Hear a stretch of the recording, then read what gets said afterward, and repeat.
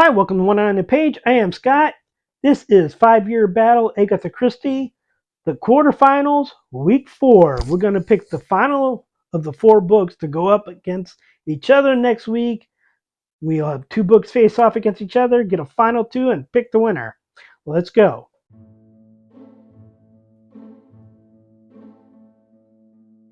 Okay, so our first week, And Then There Were None, beat The Man in the Brown Suit. The week after that, The Mysterious Mr. Quinn defeated Death Comes as the End. And last week we had Murder on the Orient Express and The Mirror Cracked from Side to Side, and the winner was Murder on the Orient Express. So this week we are picking the final book to see what will be facing off against Murder on the Orient Express.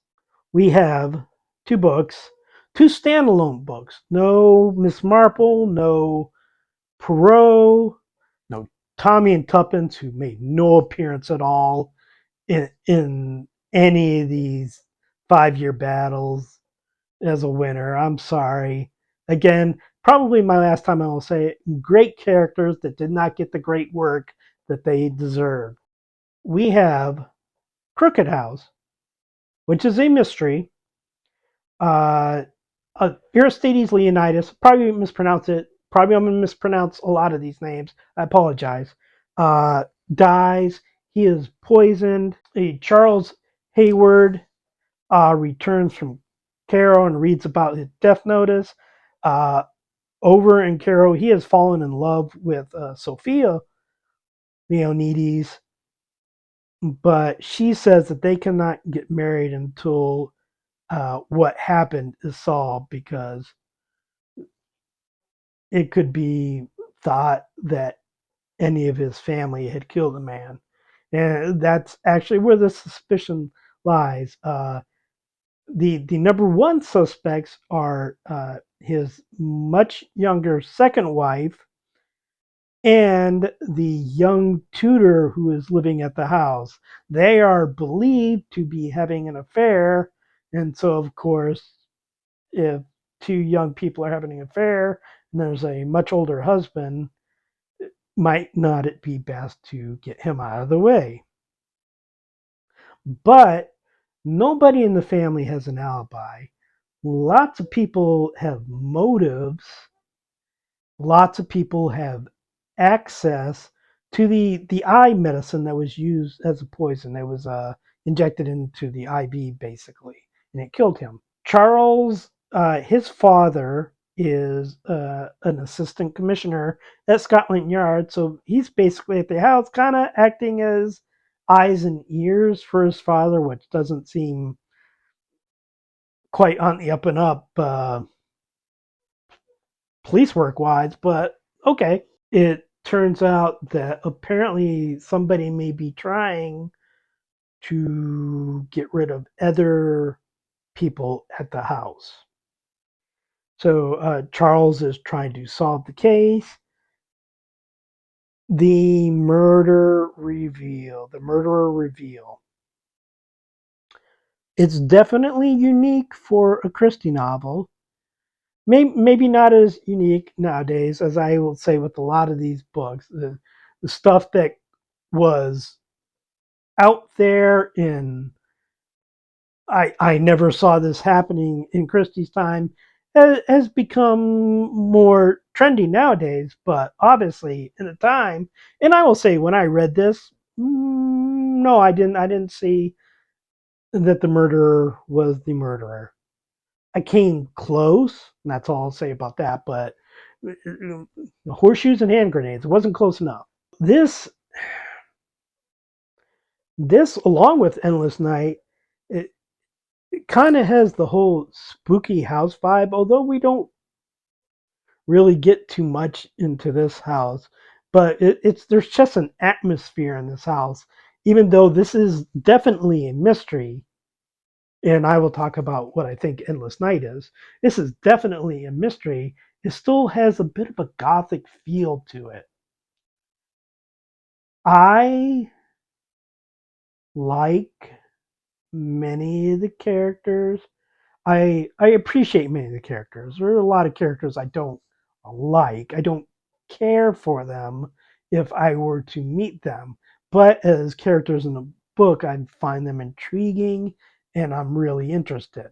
I don't know about the ending. I both like the ending. I'm kind of like, as I said, I like the murderer reveal. I just don't know if I like exactly how we're revealed, and I can't say much without revealing something.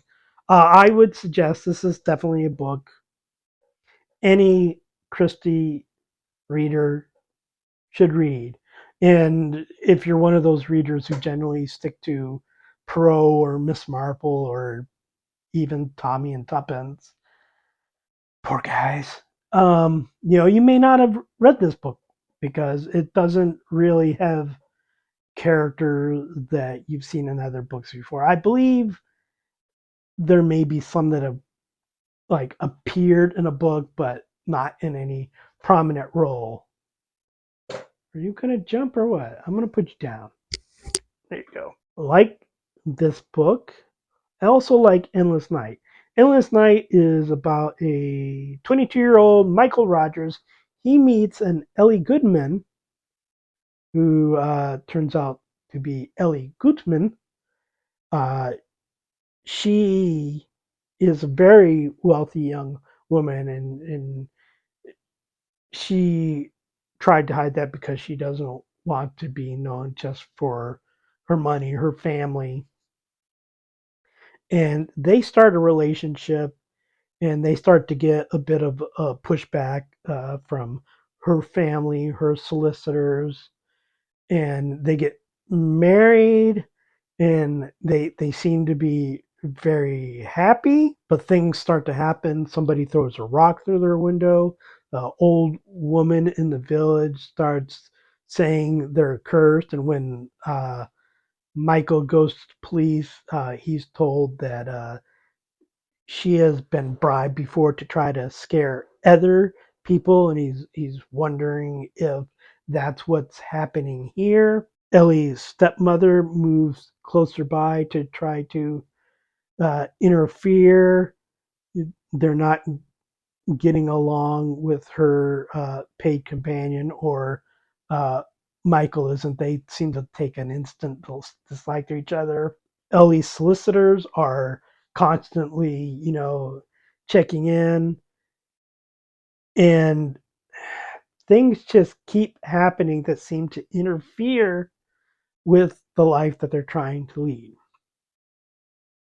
Now, I mentioned before there's a house situation in both these novels, whereas I felt Crooked House had a bit of a gothic feel. This one it's a little bit gothic too, but it's I would say it's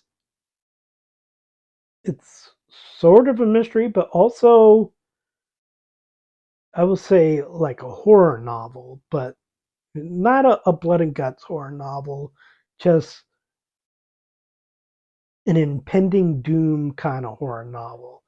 It is just very well done. There seems to be a psychological effect on Michael and Ellie, and then things happen, and then the ending happens.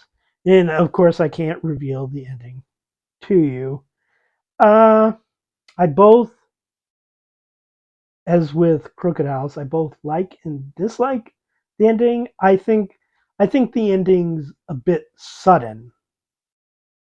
It's like, oh, here's why what happened happened, and that took up a good space of time, and it's like I like that part. But then after we know what happened before, then it's like boom, boom, boom, boom, boom, done. We're done, and it's like, oh, that was quick. Talking about it right now, I'm like, well, I didn't like that ending part of this book, so that might make me want to pick Crooked House. I didn't like the ending with that one either. I liked and didn't like it. I've changed my mind like 3 times in my head right now. Do not get a coin and flip. Do not get a coin and flip. If I was going to read a book again,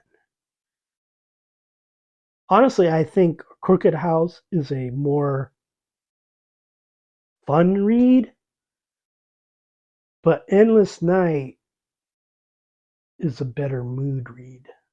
I'm just going to pick one, and that's going to be the one that we go with. And I'm stalling a little bit to give my mind a little bit longer to pick the one that I'm thinking about. I'm going to slow down a bit. Hey, what are you doing over there, Wash? He's just grooming himself, but I'm just asking. I'm going to go ahead and go with Endless Night.